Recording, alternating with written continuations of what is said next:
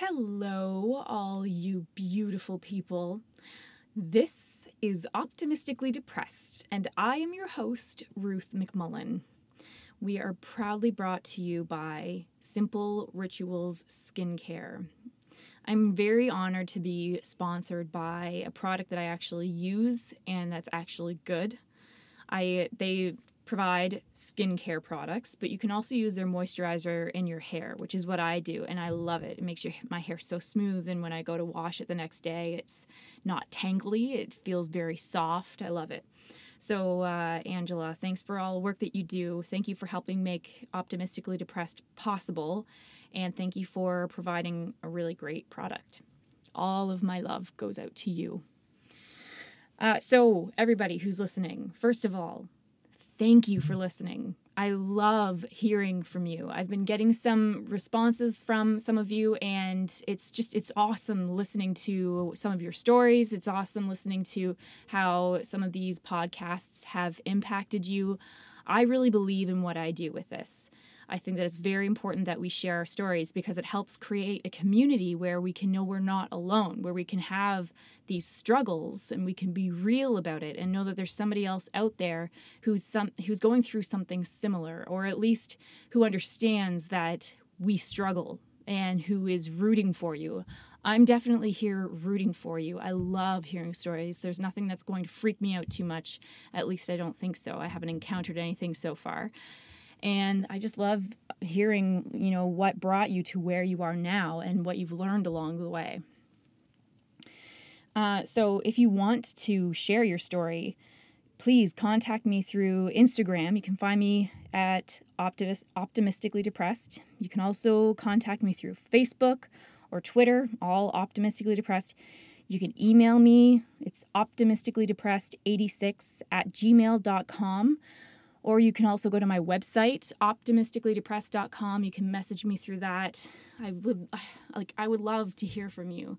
I'd love to be able to offer a platform where you can share your story. So what's going on with me? Things have been a little rough in the McMullen household. Sean, my husband, some of you would probably know him as the photographer, Sean D. McMullen, has been having some issues with his hands, and so far the doctors haven't been able to pinpoint what it is. They just swell up, the knuckles get red, and he can't move them, and he experiences a lot of pain from them. So last night he woke up again from pain from whatever is going on, and he had to go to the hospital, and they ran more tests, still couldn't figure out what's going on, but they put his one hand in a cast because they think that maybe making it so he can't move it for a little while will help the swelling go down and the pain go away. And they also gave him some anti-inflammatories. So this is obviously not a long-term solution. We still have hopes that our doctor, who is just brilliant, will be able to figure out what's going on. And he's seeing her on Friday. But, if you can send some good vibes and prayers our way, it would really be welcome. We're starting to get, honestly, we're starting to get a little discouraged by it. And it's definitely wearing on us, not getting the sleep. And then we still have to run our household. We have I have this and other projects that I'm working on. Sean has his job and other projects that he's working on. And then we have our kids. And so it's just a lot and has been a little challenging. I'm starting to feel a little worn down. I thought that I was doing pretty good today. I hit my breaking point this evening where, it's like everything is going great. You're encountering one problem after the other and you're like, yeah, I'm solving all these problems. And then all of a sudden you hit this one small problem and you're just like, I can't do this anymore. So that's where I'm at. But talking with you has helped me start to feel a little better. So thanks. And now I want to introduce who I got to interview last week. Her name's Grace. She's so kind and insightful and encouraging. Talking with her was just really heartwarming and helped me feel like I was on the right track. And she's very compassionate and she's a great listener. She helps you just kind of feel like, the struggles that you are having are pretty normal or definitely things that can be overcome. And she has awesome advice on all of these things. So she shared some of her story with me, and I can't wait for you to hear it. So I'm going to just get right to it. Thank you so much. Here is Grace.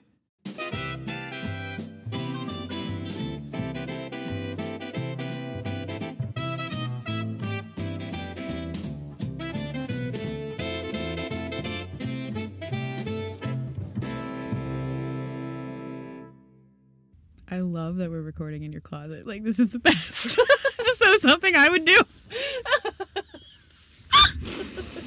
I know, yeah. Maybe one day we will have that studio. That's perfect. But this will be one of those things that will have like a picture of us. Sean took Where a you picture started? of us, like, in the closet, and it'll just be like, You're in the closet, isn't that like a that totally euphemism or something? Yeah. So crazy. That is really crazy. And there you go. It applies perfectly. Hilarious. So, how's it going? Pretty good. Good. Yeah. Feel stable for the first time in a long time, and I also feel I guess just good right now. Yeah. Yeah. What about you? I'm on the mend. I'm starting to feel better. Today was rough again, but I think that's just kind of how the ball rolls sometimes. What does rough look like for you?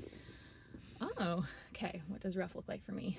Rough looks like I get angry. I feel really angry. And so I have to shut myself down because otherwise it'll come out at the kids. And so today I was very quiet, and like the kids were trying to talk to me about just like different things, like telling me jokes and like, hey mom, look over here. Hey mom, look over here. Hey mom, guess what? And it was just kind of like, okay, yes.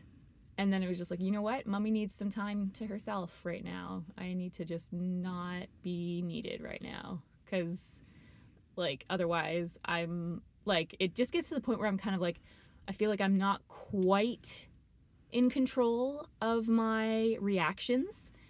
So I have to try to put as much of a buffer between myself and my kids. So I took them to hop, skip, jump. And they had a lot of fun. I let them just play for as long as they wanted until they wanted to go home. Yeah. And I read and got inspired by things. And I went and I kind of played with the kids a little bit, like a very little bit, but I made it pretty clear to them that it was kind of like, this is the point of us being here is for you to go and you have so much fun and play, and I'm just going to sit over here and have a little bit of time to myself. But hop, skip, jump was crammed with people. March break. Yep. So I first got there and I was just like, there's nowhere to sit. But, it kind of thinned out and it was okay. And it helped improve my mood significantly. That's amazing how many steps you took, between realizing you were angry and how to cope. The fact that you, were aware of it, that you knew how to label what you were feeling, and then you sorted it out, and made a call, had a call to action within yourself and did it. You did all of that today without realizing it. You just made me feel absolutely fantastic about myself. Well, you should, because you did all that work. I wasn't here. Oh my goodness. Hey, wow, thank you. You're welcome. Wow, okay, so now you go. What do you want me to talk about? Okay, so you said that did you say you're doing better now? Yeah, so I had to change my meds a few weeks ago, and that was something I haven't done in 2 years, and it took me 5 medication changes before I found one that worked. So to change my medication again was terrifying, and it took me 2 weeks to level out. But during those 2 weeks, I had symptoms that I'd never had in years. So splitting, I don't know if you know what that is, but basically you feel like two people, and it's not schizophrenia or anything. You just feel you're I'm Grace with my mom, I'm Grace with my dad, I'm Grace with my brother, I'm Grace at work, and they're all different. And I worked really hard to put all those people into the integrated whole. And then when my meds changed, all of a sudden I was Grace over here and Grace over there. And I was like, what is happening? Like, Oh, wow. I couldn't like integrate the two. So that happened. Then I had panic attacks, which I hadn't had in like years and years, and stuff that I was like, I can't believe that was where I was at and worse, but like was able to take control and like how much my medications helped me. So yeah, it was like, that was probably about 4 weeks ago. And like during those 2 weeks, I just called in all the reinforcements. Like it was the first time that I had the tools, because I had gone, like I did ACT and dialectical behavioral therapy with my psychiatrist and stuff. And so like, for instance, I was really, really sick. So when your brain goes into like fight or flight mode, when you're really sick, it's kind of in shock. And so like my brain was tapped and I went to, I want to die, like that. And so like one day you're like, oh, everything's gravy. And then the next day you're laying on your back in the tub, bawling, being like, I want to die. And I know I don't want to die, but that's just how I feel. Right. So like getting tools, like my psychiatrist gives me a dice that has like 6 sides, and on each side you put a different tool. So like anchoring, labeling, silly song, whatever. And I said to my mom, okay, when I'm this sick, because like you can't, like you need support. I was like, this is what I need. So just roll this and tell me to do whatever it says. And that's what I do. You don't have an option. And it took me so much less time to come out of that. And I knew it was just because I was sick. I knew it was just because my brain was tapped, but it didn't make me feel that way any less. Right. Yeah. So it took me, a few weeks to like sort that out. But knowing I was like, hey mom, this is what I need. Hey dad, this is what I need. Another thing that was really helpful was like, I'd wake up and I'd be in a pure panic attack and I'd be bawling. And, my dad was there because my mom was gone for the weekend. I went just to stay at my parents' while I was struggling. And I woke up and I was like, hey, dad, hug me. And he was like, what? Like he didn't understand. Yeah. But when you go to therapy and you learn like that actually boosts your oxytocin, that boosts your endorphins, like 20 seconds of a hug, and it actually changes your demeanor. So after a hug, and I look at him and he's like, okay, we're going for a walk. And then you get outside and you're walking, which is the exercise, and you're in blue space and green space, and it just changes everything. But I didn't have those tools before. So now that when I go into those episodes or have those issues, it's a completely different ballgame. Wow. That's amazing. So then what other kinds of tips and... It was like I've been in therapy for 6 years. I feel like I have a toolbox now that is like, it used to be like the size of a kit box. And now I feel like it's the size of like a 30-year-old carpenter. And I'm going to just continue to gain tools. But I feel like, I just feel like my toolbox is way more full. And I think that it depends on the situation. It depends on the feelings too. Like when you were talking about anger is such a common thing for females to like negate. Like we're not allowed to be angry. Right. That's just a normal, that's, our society and amongst ourselves. Like if you're angry, like what the hell's wrong with you? Mm-hmm. And anger for me was something I didn't even know I existed in my body till I was like 23. Didn't even know. Yeah, I didn't know because like I wasn't ever allowed to be angry. I cried a lot, but I thought I was sad.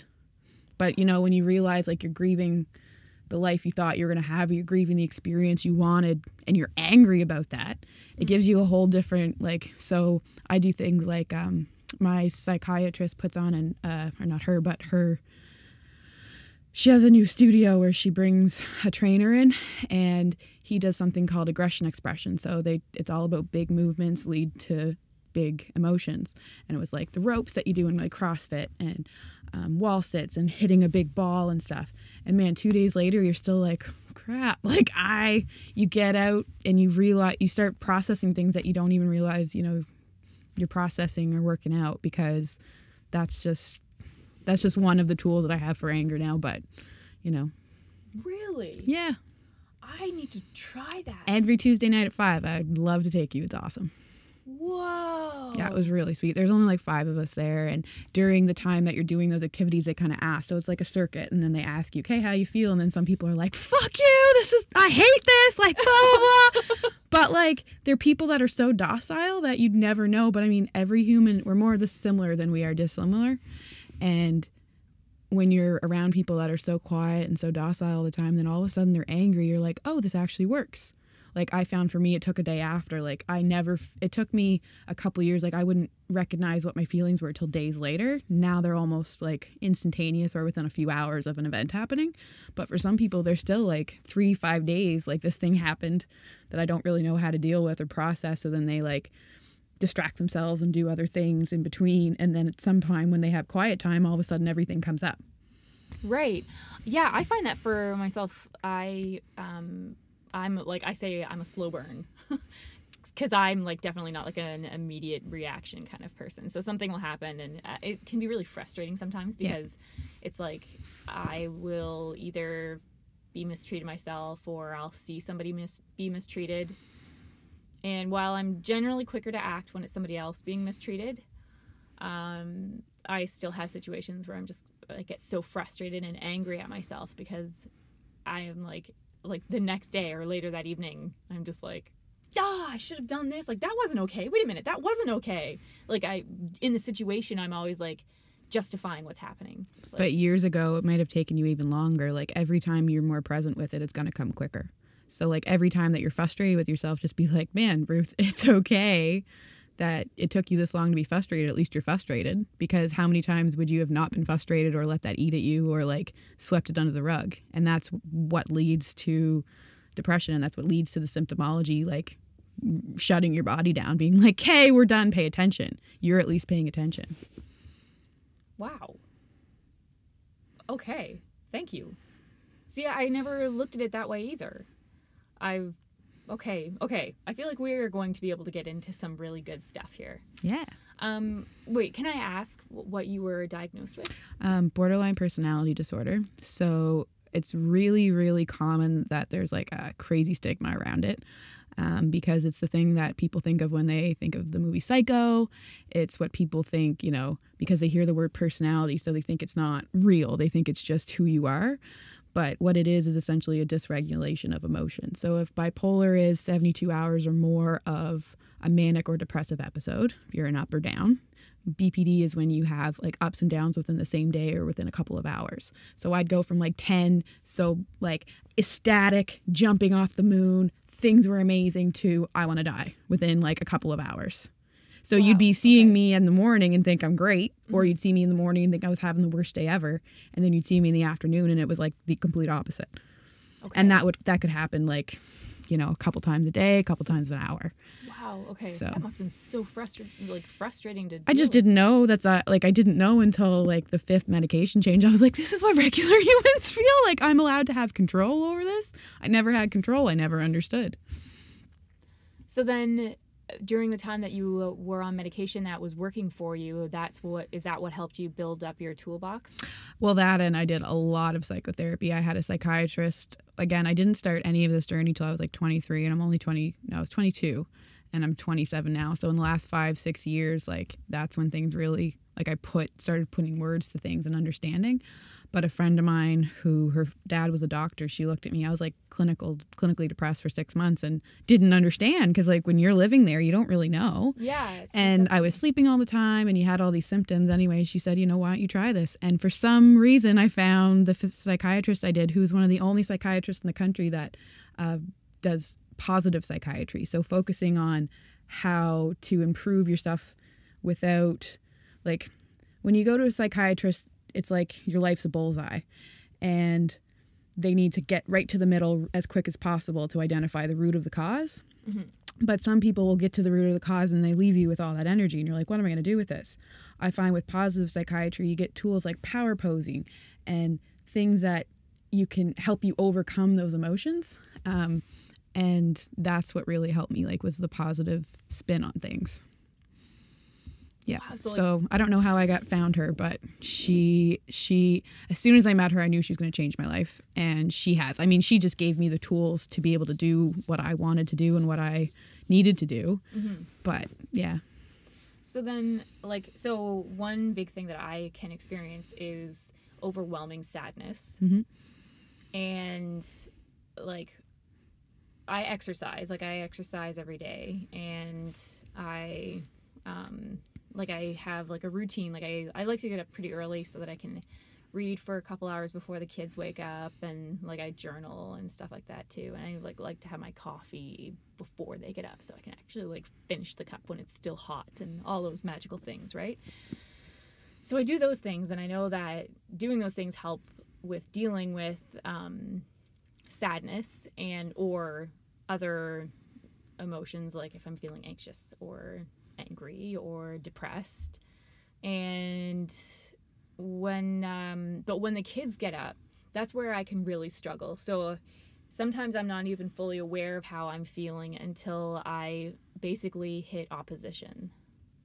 The kids get up and they get, like, they can be pretty demanding. As You have are. 3 of them. Like, yeah. They outnumber you. Yep. Yeah, good point. And so it's like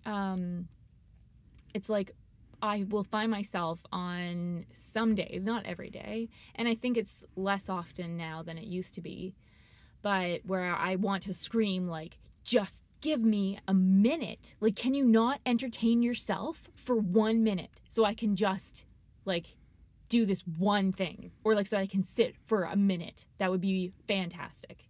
Leave me alone. And so I think that's a huge feeling of being overwhelmed. Well, I think as a mom and an entrepreneur and just all the wonderful things you are, that if you weren't overwhelmed, I'd be more concerned, because when you are a caregiver and a partner, your job is to care about them. When you are a mom, it's your job to care about those other humans. And as a person, it's also your job, or as a human yourself, it's also your job to take care of yourself. But they take precedent over that. Mm-hmm.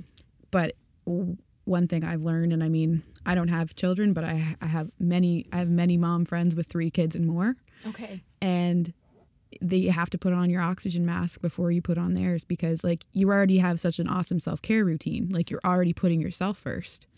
And I think all you can do is be aware of, like, okay, I'm putting myself first, but I'm still frustrated and overwhelmed when that happens. So what other measures, what other proactive things can I do? Like, maybe you have, I don't know, like, there's so many things, but if you had a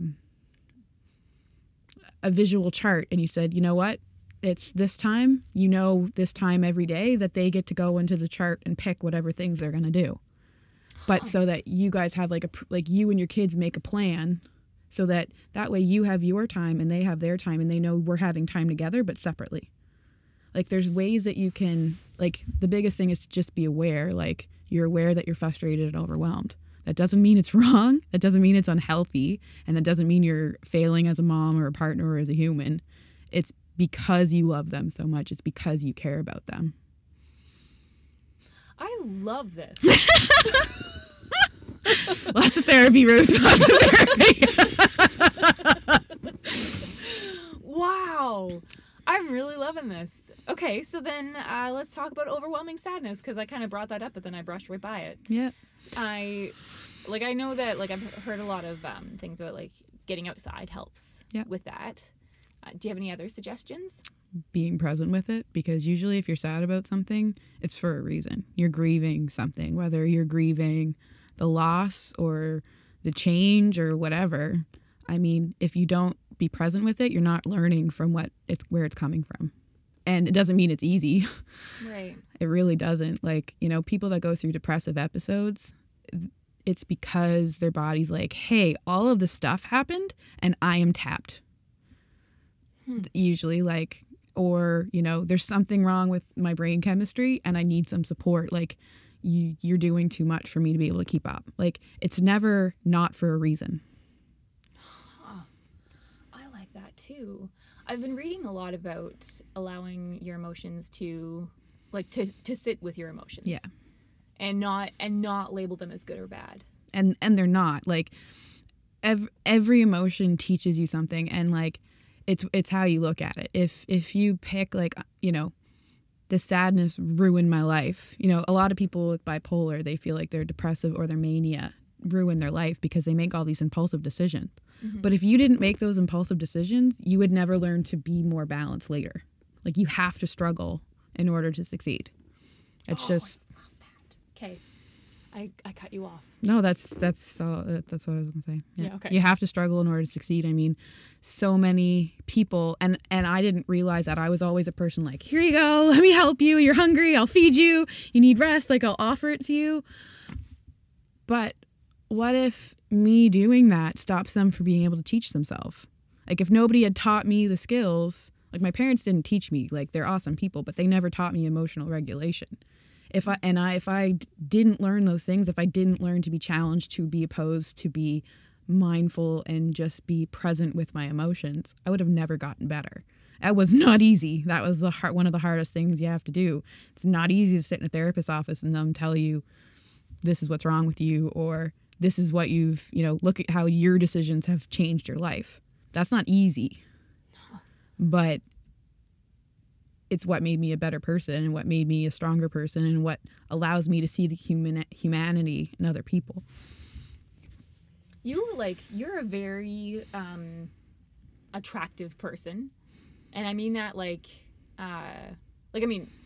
you are pretty. Energy-wise? Beautiful. But I also mean energy-wise, you're very, it didn't take me very long after I met you to be like, I like her. The first time I met you, I said, Ruth, you were one of the most beautiful people I've ever been. You're a little tipsy, so I don't know if you remember. But I was like, how are you so beautiful after 3 kids? And you looked at me, you're like, girl, postpartum, I run 5K every day. And I was like, we're going to be best friends. That was our immediate conversation. We had never met each other, and that was how open we were. And I was like, yep. I totally do remember. Yeah, that was our immediate introduction. So I felt the same way because I was like, I could see that light in you. I feel like when you say attractive, I see the light and I see it in you, and that does not come from without struggle, without doing things not just hard things but awesome things, because you have to have both of those things really to make yourself an integrated whole. Oh, I love that so much, because I love feeling like something is just helping to bring more meaning, even more meaning to the struggles. Yeah. Because I know that everyone can relate to this. Yeah. The struggles, and to finally say that these struggles aren't a negative thing is just so great. I was actually sorry. No, you go. I was just going to say, it's just how you look at it. If you choose to only see the struggle, then you're only ever going to see struggle. If you choose to see the good, then you're making that choice. It's a choice like anything else. It's a choice whether or not you pick up an apple or a bag of chips. It's the same choice as if you look at something and say, that was good for me or that was bad for me. You have the option to say, it was bad, but it taught me this. And when I was being a counselor at camp, we did apples and onions with the kids every night. And I think I've just taken that into my life I ask people, what are your apples and onions? And they have all these onions. And I'm like, pick an apple. There has to be something in your day, whether it was a meal, somebody smiled at you, I don't care what it is, but there has to be something. And if you don't ask people, how are they ever going to know? How are they ever going to see it if they don't see it? If you're in the depressive episode, you don't see anything good, but yet you're aware, you're not taking it out on anybody. There's so many good things about feeling that and being aware of it, because it's just good. Thank you. I mean, yeah. Whether awesome. It was whether it was you or somebody else, I would, that's where, like I said, all humans are more similar than dissimilar. I think that's what people struggle with. They see it's very us and them. Yeah. And we're so similar. I really like that too. I love that, in that statement, it just helps bring community. I was in a terrible mood today when we first got to Hop, Skip, Jump, and I'm looking around at all these parents, and I'm just kind of why are you here? And then immediately after that thought, I was because you're here for the exact same reason that I'm here. Just looking for a break, looking for some sanity. March break is difficult. Oh, heck yeah. And it's you want to enjoy all this time that you have with your kids, and then you can also psych yourself out because you're we're going to have games day, and I'm going to take the kids out to all these places, and we're going to have so much fun. And then it just, you get tired quickly, and the kids get grouchy because if they're gone all day and the only time you've planned is your self-care time in the morning, that's not really fair to you. You're not thinking of yourself. You're only thinking March break, cool. We're going to plan all these things, but you can plan things for you and them at the same time, I feel. I think that you're absolutely right. I think that is definitely possible. And I think that a lot of reasons why people, I can speak specifically to mothers because I am one. The reason why mothers wouldn't do that is because of mom guilt. You feel like you can't, can't take something that you would enjoy as well as your kids. And that's ludicrous, because how many kids want to do the same thing as you? Like, how much would they love you to build a Fortnite thing on their game? How much would they love to go biking with you? Like, if you invite them into your world, it makes them feel as special as when they invite you into theirs. You're so absolutely right. And that's something that I see, like I see Sean does it a lot with our kids. Like he's really into photography, and he brings the kids with him on most of his, I'd say, yeah, probably most of his photography excursions. Even though the kids aren't in his pictures, they're like with him. And now he gave our daughter one of his old cameras. Wow. Yeah. And so he's teaching her and helping her take photos, and she's really passionate about it. And he will give the boys like the camera and help them, like if they point out something that they like, then he'll help them like take a picture of it, like kind of find their angle and that kind of thing. And it's really cool. And I feel like quite honestly, for the longest time, I didn't really have something that was mine, because I was a stay-at-home mom. And that's something that I take a lot of pride in. As you should. It's the biggest, craziest full-time job. You are in charge of 3 humans' lives. Their happiness, their sadness, their eating, their well-being. That is like the biggest full-time job ever. It's absolutely insane. It's insane. Insane. Like, just amazing, because not only are you doing it, but you're doing it and doing it better every day. Like, some people don't do that, you know. They're happy with the status quo. That's not you. That's not Sean. That's not your family. So like, what else can you ask for? Like, except to want to do better things every day, or to want to better, you know, their lives. That's all you can ask for as a parent. You'll never be perfect. So if you know you're doing better every day, that's all you can do. And it's amazing that you do that. Thank you so much. Back to, I just wanted to say, if Sean's getting the kids to do photography, why aren't you interviewing them? I actually interviewed Zoe. Perfect. You should do all of them. I mean, that's the plan. Actually. Yeah. And it's funny because Owen, our youngest, our 4-year-old, is like, the other night he was like, I want to do a podcast. He was just like, dude, we're going to make that happen. Because he sees that in you. Like, it's amazing. Oh. Look at the kid president and stuff. He's only like 7, and he does stuff that has changed the world. We use his stuff in sermons. We use it with our youth groups. Like, kids have so much insight and like so much, I don't want to say like purity, but they just don't see the darkness as much as we do. And like, they're going to learn it because that's what you have to do. Mm-hmm. But why not continue to like encourage that light? And like, if they're going to do a podcast, hell yeah, you're going to do a podcast. Like, we'll make that happen, you know? That's all you can do. Oh, thank you. Yeah. And that's amazing. Thank you. And thank you. What was it like interviewing Zoe? I didn't listen to it, but I'm interested to see how did it make you feel? What did you learn about your daughter? Like, it made me feel so incredibly proud, because she was so wise. She had insight that I don't think I had at that age.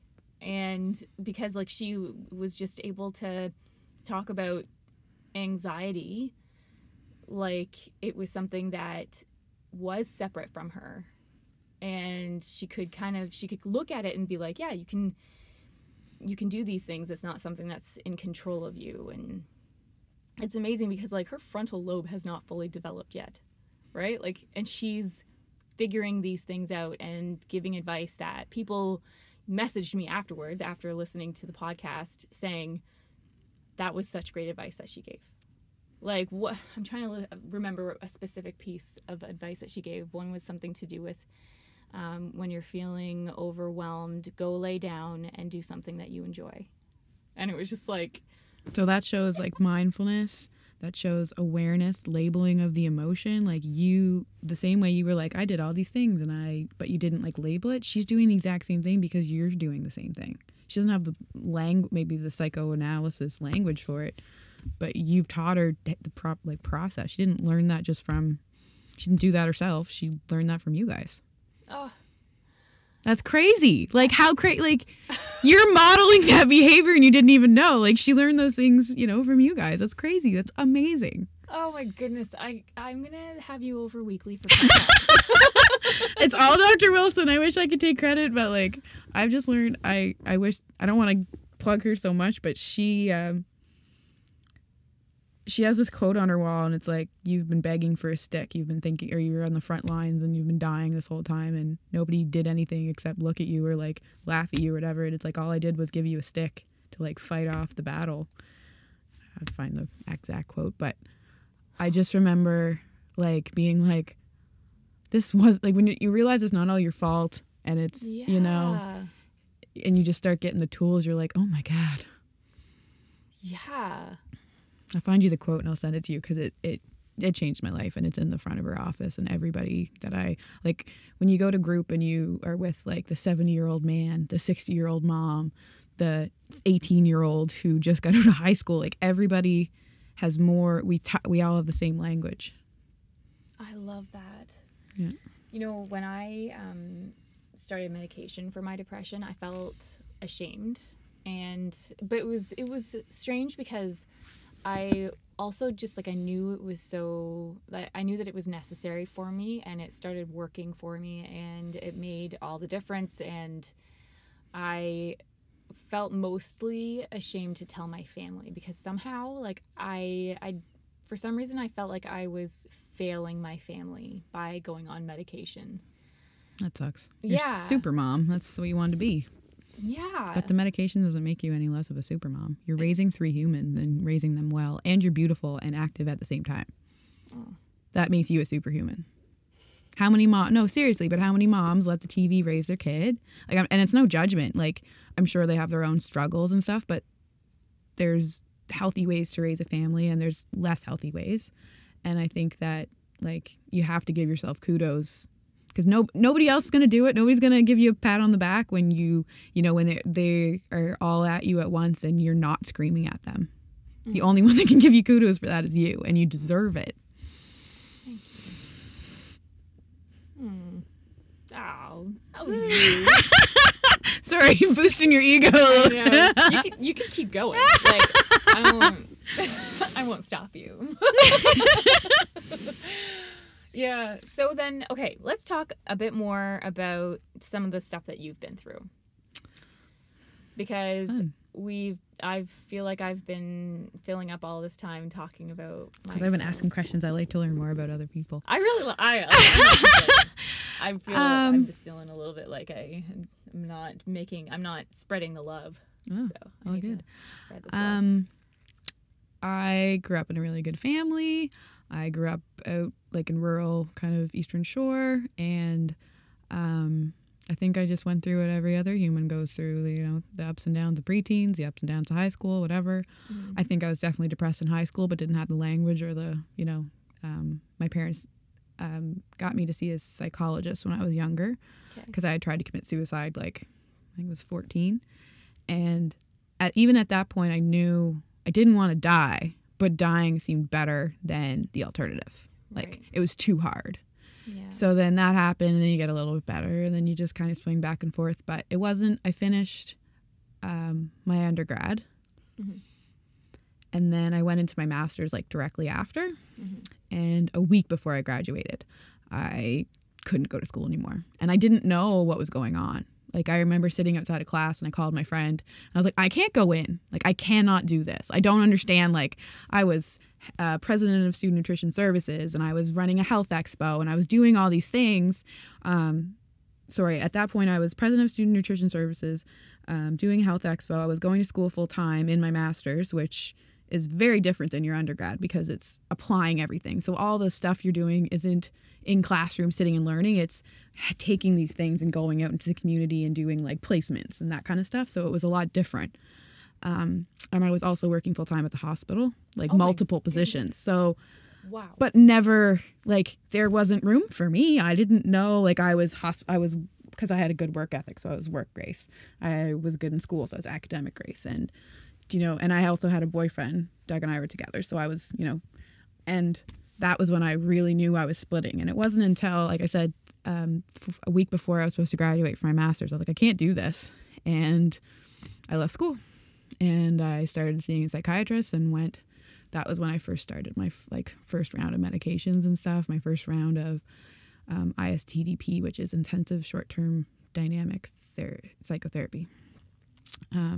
So I did that, and then I went back to finish my master's. And that felt like, I didn't realize at the time, but now that I am where I am, I can't even believe that I went back and finished when I did, and that I did it well. Like, I didn't just finish with like C's or D's. I finished with good grades. I finished with good friends, good references. Like, I really worked my ass off to do it. Wow. And then I finished my master's, and so I'd been off a year, and then I went back and did that. And then I had another, like, I realized I was better, but like things weren't still where they needed to be. Mm-hmm. So I took another little bit off, and I started seeing my psychiatrist again, and then they re-diagnosed me because it was 2 years later and I still wasn't like stabilizing the way I should have been. So then that was when they diagnosed me with BPD, and then we started the new medication regime. So I went through 5 and found Trintellix, and I remember, I just remember being like, wow, like, you know, when you're so anxious that your head is so loud all the time, or you're so depressed that all you hear is like the crappy voices. Mm-hmm. There was a period where that just kind of subsided a little bit. That's all. Like, it wasn't like a big miraculous change. I just noticed that every day my head got less loud. Hmm.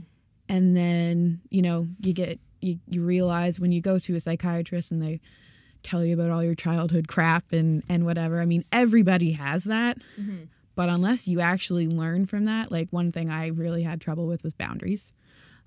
I would let everybody take all of my energy, all of my power, whether it was with BPD. I typically have really unstable relationships because you're all or nothing. So you're like best friends with somebody or you hate them. Okay. Same with boyfriends. So you're like really in a relationship, and then all of a sudden, like, you're getting married and whatever, and then you're broken up. Like, that's the way my life was for a long time. Okay. Yeah. So, but I mean, when I got through my second round of therapy and really started applying the tools, so like one thing, a big thing was with my family, because they're awesome, but again, they hadn't done the work yet to really understand what I was dealing with. Yeah. They have now, like, they've read lots of books and stuff, and I still struggle with it a bit because I'll be like, oh, when you're black and white thinking or you're all and nothing, and I'm like, first of all, I don't think like that anymore. Second of all, you could ask me how my brain is. You don't need to like tell me what the book says, because like, right, everybody's so different. Right. So anyway, last year I had wrote them a letter and said, until you guys do some work on your own, this is our relationship. You get dinner a month or a physical activity a month, and that's it. And until we go to therapy together, we're not talking. And that just threw everybody for a loop. Yeah. And it was the best thing I ever did for myself. It was the first time that I ever looked at the people that loved me the most and that I loved the most and was like, you don't get to treat me like this anymore. Like, when they get angry, they yell. When they get sad, they shut down or they unleash their frustrations. My brother is a lot bigger than me and stronger than me and always has been, even though he's younger. Mm. And it comes with a lot of like victimizing, whether or not, you know, that's what he would call it or whatever. But that's how I felt. Mm-hmm. And I just felt, okay, as an adult, I need to redefine these relationships. So like, my parents showed up immediately. They were there and they were like, we can't believe this would happen. And it hurt them. Like, they were really gutted. Mm-hmm. But I felt strong for the first time in my life. And I knew that doing that was better for me. And we have had stronger and healthier relationships ever since. Wow.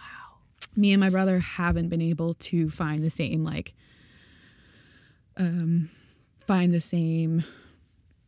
transitional space yet. But he's also 3 years younger than me. So I feel like your brother's, like, it's the same way if it's your mom. Like, you're not listening really to them when you're in that space. You're like, okay, yeah, whatever you think. So I'm just like, you know, he's an awesome dude and I love him a lot.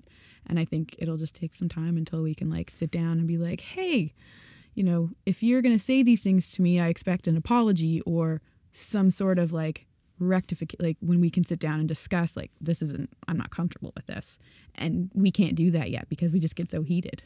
And like the person I get like I've hit him before, and I can't believe I've ever done that. That's like, I'm against violence. Like, I can't even believe I did that.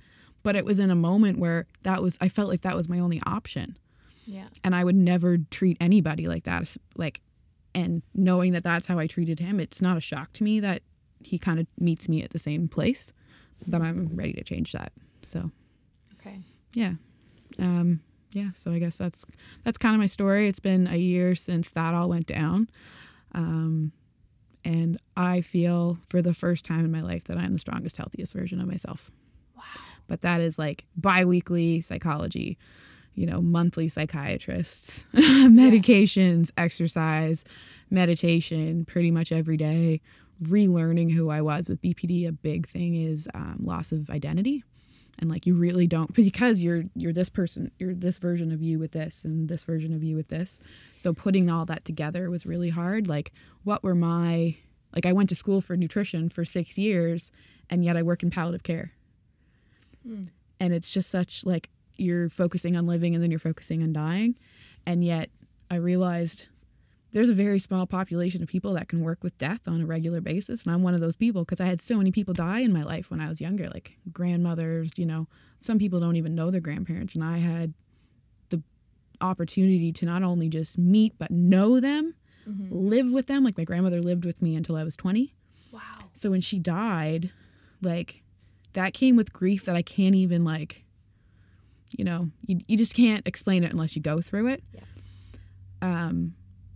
But I work in palliative care every day, and it doesn't drain me. It doesn't, like, take away my power. It actually makes me feel stronger to know, like, I have no idea what any of these people are going through, because they're not, like, my people, but I know to give them the space. And I know, if my nurses come back from a call where they've been with a family all day and they died, all I can do is bring them, like, tea and cookies and let them, like, vent. I can do that.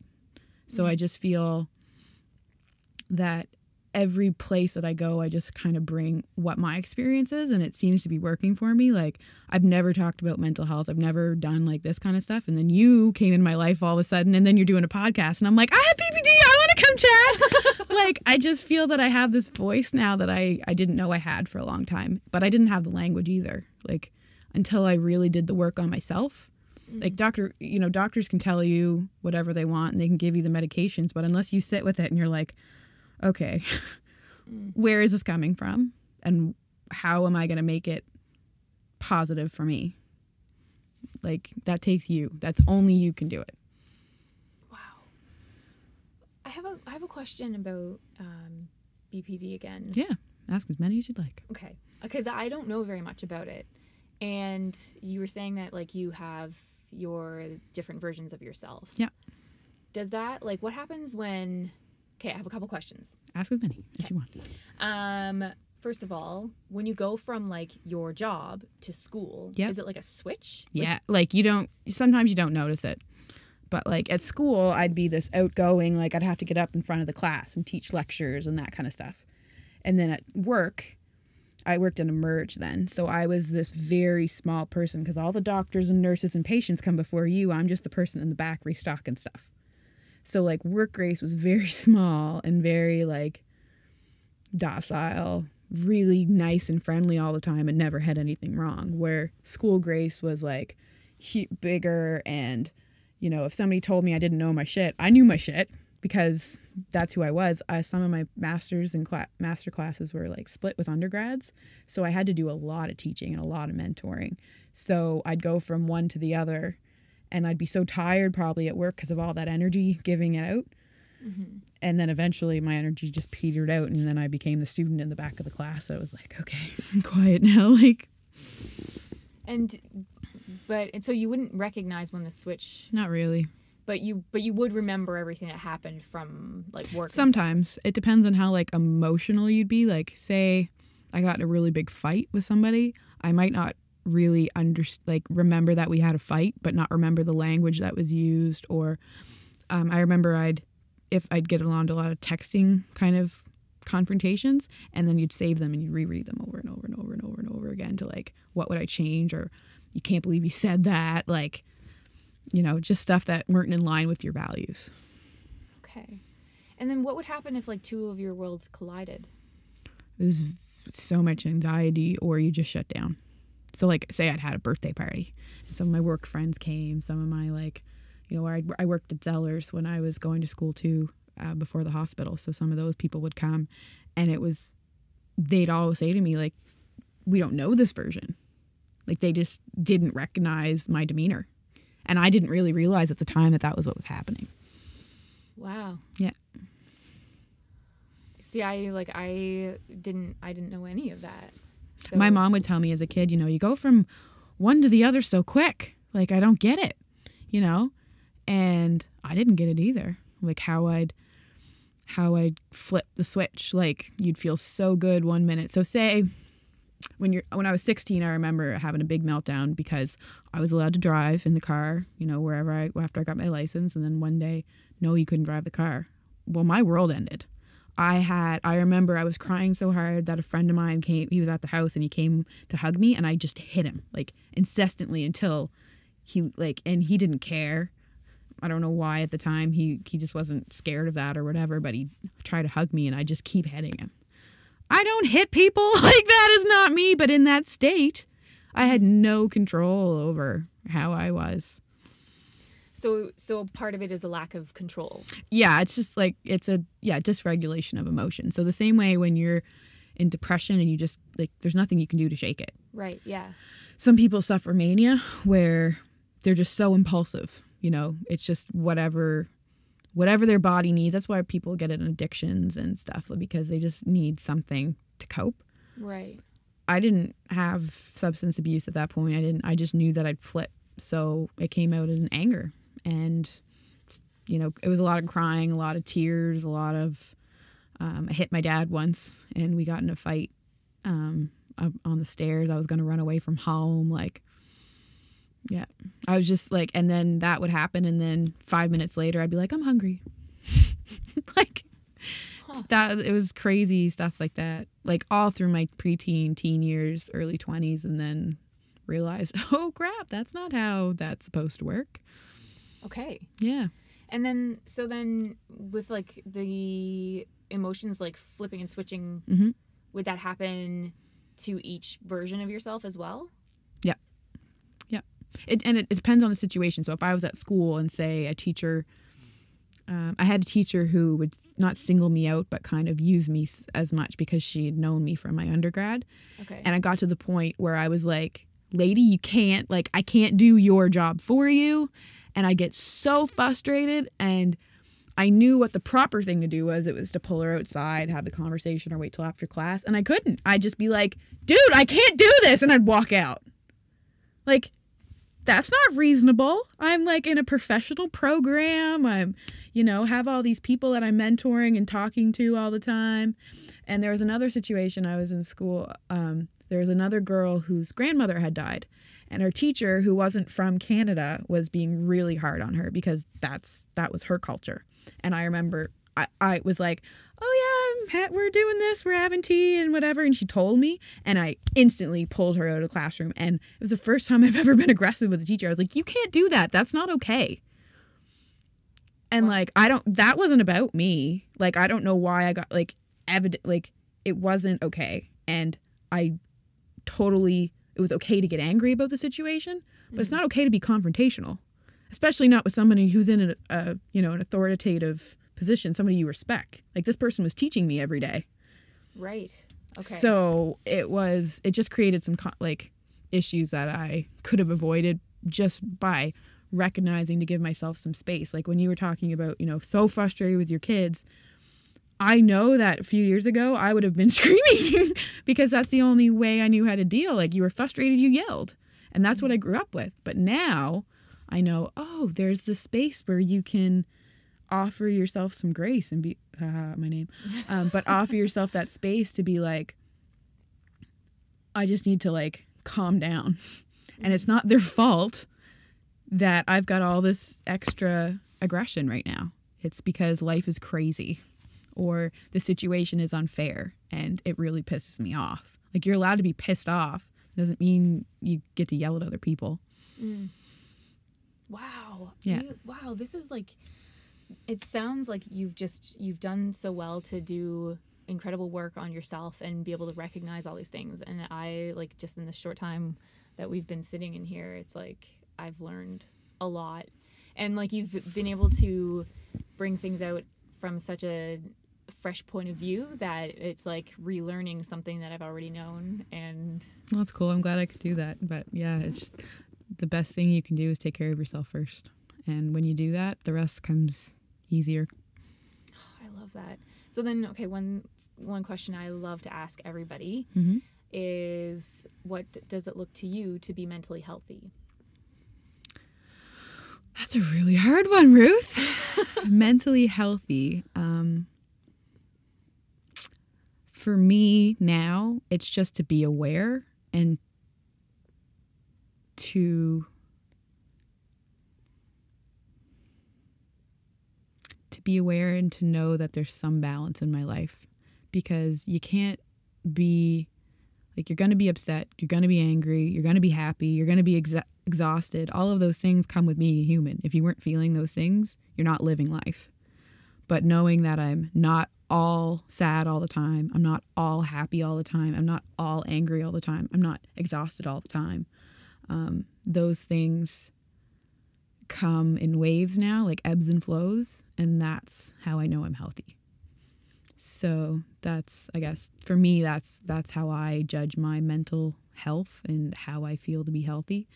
And I think that if I felt any of those things for like longer periods of time, then I'd be like, hey, I need some support. Oh, I love how you are so quick to be like, hey, okay, I have my support system. I'm recognizing that these certain symptoms are here longer than they should be, and so now it's like, okay, Hugh, I know that you want to help me, so this is how you can help me. And but I spent 6 years of figuring that out, like concentrated years of, like I said, psychotherapy and working with people, because I didn't have the language. Like, I didn't start this journey about my mental health till I was 22. But during the time I was 22 till now, I feel like, I got books, I did journaling, I talked to people about my mental health. I went to group once a month, every month for, that long. And it's like anything else. If you don't work out, you can't expect the results. I knew that I had to put the work into my mental health to get better. So. That's incredible. There we go. It was awesome. That was really awesome. Thank you. Thank you so much. Thanks for having me. I'm really excited to be here. I think that the work you're doing it's not just about stigma anymore. It's really just about being vulnerable with people. And you're doing that in a way that's so awesome, so healthy, so unique. And I think that people are going to really be called to that. Thank you. Thank you so much. Thank you. It's an honor. It's an honor sitting here in my closet with you. I love your closet. See, it's cluttered and not organized at all, but everyone turns into a fan of my closet. That's awesome. It turns into a magical place. I love it. All right, and to everybody out there listening, thank you so much for taking the time to listen to this. And actually, do you want to leave a handle for people to follow you on social media? I wish. I just have my own personal account right now, but thank you. Oh, yeah. No problem. Maybe one day I'll work on that. That sounds good. Let me know, and then I'll just throw it out there. Sounds good. All right, thanks. Cool. And you can follow me at Optimistically Depressed. And if you have any questions or any thoughts, please share them with me, because that's part of what we really want to do. Just create a community where we can talk about all of these things. And just remember that wherever you are, I am just sitting here loving you. Have a great night, morning, afternoon, evening, and I will be talking to you again soon. Bye.